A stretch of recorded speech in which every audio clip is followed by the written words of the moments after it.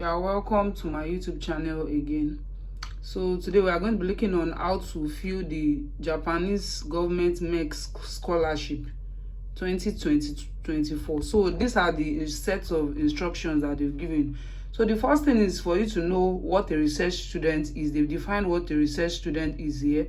It said a research student are those who are enrolled in a master's course, a doctoral course, or a professional graduate course at a graduate school who is conducting research in a specialized field as an undergraduate, graduate school, institute attached to a university. So then two, they said we are going to look at the field of study. That's which course can applicants apply for. So they said that since you have a course that you majored in while at your university, you can actually still pick that same course. For example, like maybe political science, you did political science in your BSc degree, you can actually pick the same course, or maybe a course that is related to that. So that's that on field of study. Then we move to 3, which is qualification and conditions. So there are certain conditions that need to be met for you to apply for the Mext Japanese scholarship. So the first thing is that nationality. They talk about nationality. Applicants must have the nationality of a country that has diplomatic relations with Japan. So if, for example, if you are in Nigeria now, if Nigeria does not have diplomatic relations with Japan, you can't apply for Japanese Mext scholarship. So then your age, they said your age, you must have been born on or after April 2, 1989. So that is a clause. You must be born on or after this April 2, 1989. So then there are some exceptions. These exceptions are limited to the cases in which the Mext deems that the applicant could not apply within the eligible age due to the situation or circumstance of an applicant's country, maybe military service obligation, loss of educational opportunities due to disturbance of war. These are exceptions in which they can allow you to apply if you didn't meet the criteria. If your country, maybe they went through war, disturbance of war, or maybe personal circumstances like financial situation, family circumstances, maybe your state of health, the person will be considered. So that's that on exception. So we move to academic background. Applicants, they said applicant must satisfy any one of the following conditions for admission to either a master's or doctoral course at the Japanese graduate school in which they wish to first enroll. Applicants who will certainly satisfy any of the following conditions by the time of enrollment are eligible. Master's course.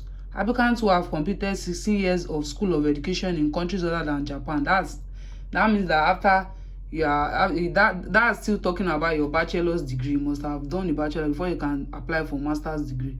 Then the second phase is if you want to apply for a doctoral degree, a doctoral course, you have to have a master's degree that you've done, or maybe a professional degree. That's that on that. So then these are other things that you can read up later. Then Japanese language. Applicants must be willing to learn Japanese. So if you are going there, you must learn their language. You must learn Japanese after arriving in Japan, so that it will help you in your research and be able to adapt with their living. Then health. Applicant must submit a health certificate in the prescribed form. I'll still talk about this before the end of this. So then they talk about arrival in Japan. Applicant must choose and fill in the application form. So that's arrival in Japan, the dates and all that will be on the application form, which I will still discuss. Then visa requirements. An applicant shall in principle newly obtain a student visa. So you must obtain a student visa. That's after you've been chosen, after the screening and all, you have to apply for a student visa because you're a student. The non-eligibility. Those who meet any of the following conditions are ineligible. Those who meet any one of the following conditions are ineligible. So listen, you can listen to what I want to say. Those who are military personnel, employees at the time of arrival in Japan, these people are not eligible. If you are a military personnel, you are not eligible to apply. Then those who arrive in Japan by the last date of the period specified by Mext. Then those who are guarantees of Japanese scholarship programs. Maybe those that withdrew from the scholarship program before, they are not eligible. And those who are currently applying to another program aside Mext scholarship, Japanese scholarship, they are ineligible. It's either you choose their own scholarship or you choose the other one you want to choose. Then those who are planning to receive scholarship money from an organization other than Mext cannot apply. Those who are expected to graduate at the time of application and cannot satisfy the condition of academic background by the given deadline. That means maybe you've not graduated, you can't apply. Holders of dual nationality as at the time, they will have to give up Japanese nationality by the time of arrival. Who cannot verify that they will have to give up? That's if you have a dual citizenship already, you can't apply. Those who have no intention to obtain a degree in Japan, you can't apply. And lastly, those who are found to have attempted or committed any kind of cheating or during the first screening, you can't apply. Maybe you've done it before and you cheated during this first screening that they did, you can't apply. So then the period of the scholarship, is the period of the scholarship for non-regular students. For non-regular students, guarantees who arrived in Japan during the April term. The scholarship period will last from April 2024 till the end of. That means if you get to Japan April 2024, you finish March 2026. Then the second condition, the second one too, if you start from September or October 2024 this year, your course should finish March 2026 also. Then regular students, they said you can see academic pathway for research students. So that's then what's the benefit of the scholarship?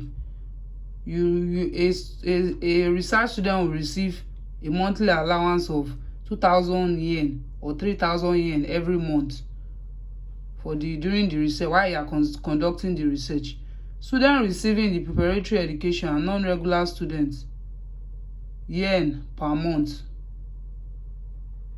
That means they will receive this amount. That's 143,000 yen per month. These are students receiving preparatory education.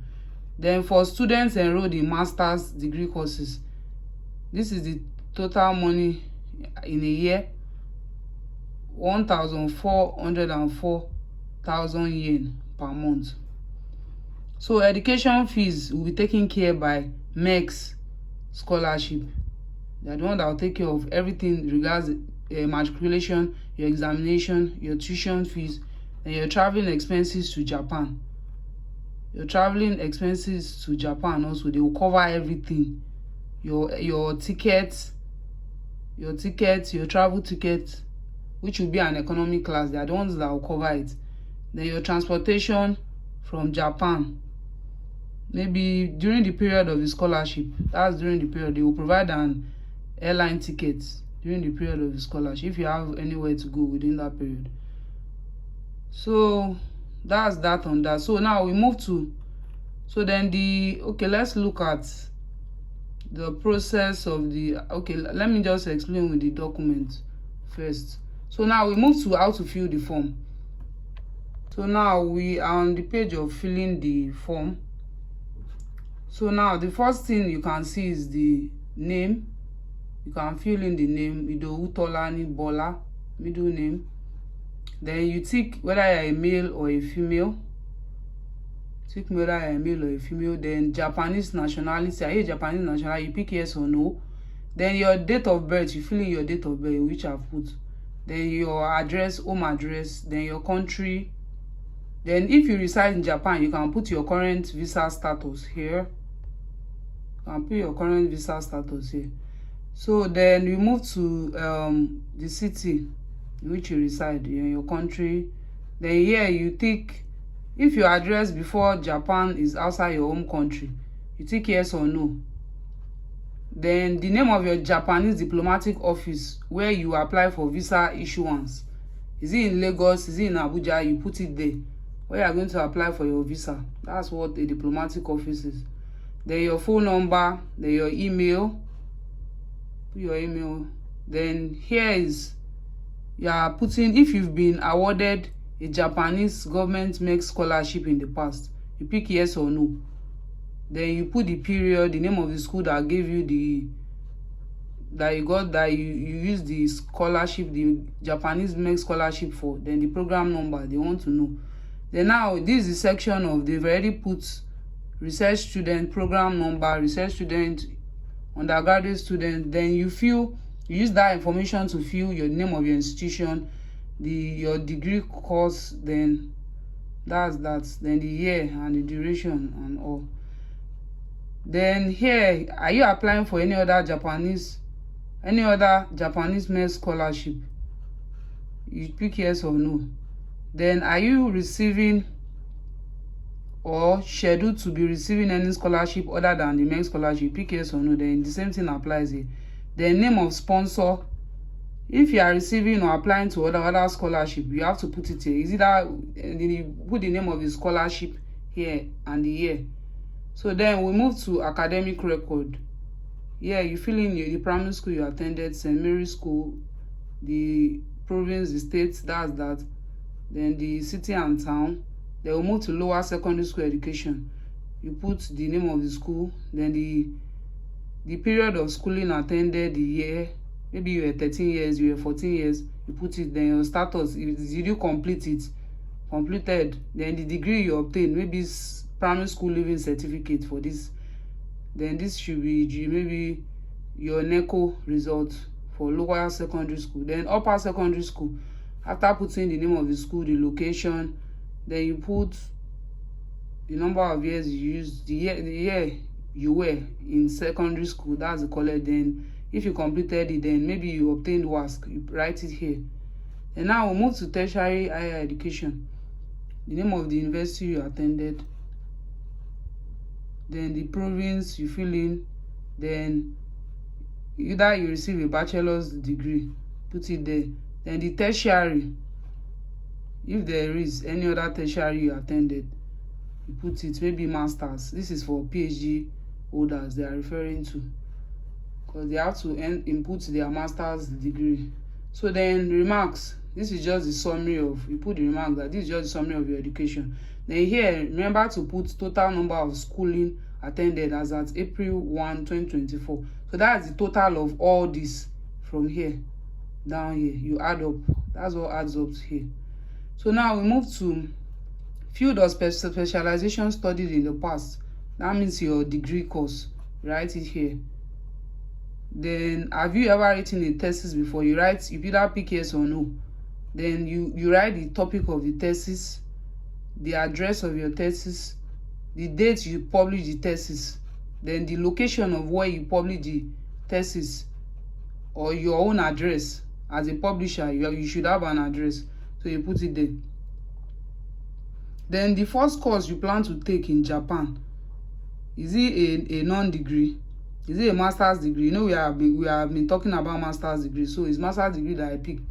So is it a doctoral? If it's for PhD, you pick doctoral program. If it's professional graduate, you pick. So then preferred month of arrival in Japan, you have to let them know when you're arriving. Are you arriving in April? You pick. Are you arriving in September, October? You pick. So then here you can pick both if you want the 2 dates, you are not sure. Then term you wish to study in Japan up to completion of master's degree. That's what we are picking, because we don't have business with professional graduates. Then you fill in, do you currently have a job? You fill in your job details, your employment history, the name of the organization, then the location and your position at the firm where you worked. Then what was the trigger for having an interest in Japan? I have an interest in Japan because of its unique culture, history, art, technology, food, fashion, and so on. So they want to know your motivation for studying in Japan. So that's mine. So now we move to the next one. Why do you choose Japan as a destination to study to study graduate level education. I said because Japan has a high quality of education, it has excellent employment opportunities for international students. Japan also has affordable tuition fees and generous scholarship, safe and secure with an excellent medical system. Then you can also earn a degree and learn Japanese at the same time. Then great quality of life, lifelong friendship. So many things. You can write so many things on that. Then what kinds of things do you think you can contribute to Japan and your home country through your experience of studying in Japan? Tell me that why you're in Japan, and when you plan to return to your home country, what are you going to do? Sharing their insights and experience to promote mutual understanding, cultural exchange and global cooperation, engaging in community service, using their experience to inspire others or to inspire your own country, forging new academic and business cultural links between their country and Japan. Maybe between your own country and Japan, leveraging their acquired knowledge of Japanese language and their culture. You can use it to build your own home country. So now, then the language ability part, you either put excellent. They've given you the ratings. So you rate yourself here, Japanese or English. You rate yourself. Then here is for the English language qualification. So either you upload your TOEFL result or IELTS. So I filled some things there. So do you have any dependents that is coming to you to Japan? You fill here, either your brother or your sister. Then here you put anybody they can contact in case of emergency while you're in Japan. The email, the phone contact. Then the last one says that, have you ever paid any visits in Japan? Maybe you've gone to Japan before. You write the year. Maybe what was your purpose of going there? Is it for tour? Is it for research? You put it there. That's what they want to know. Then you put the last thing here is to put your date of application. Then remember to always accept. I understand and accept all conditions in the application guidelines for Japan. So you tick here. Then you put in the date, which is today's date. So that's all about that. So we move to the last part. You have to fill the certificate of health. It has to be filled by a professional doctor.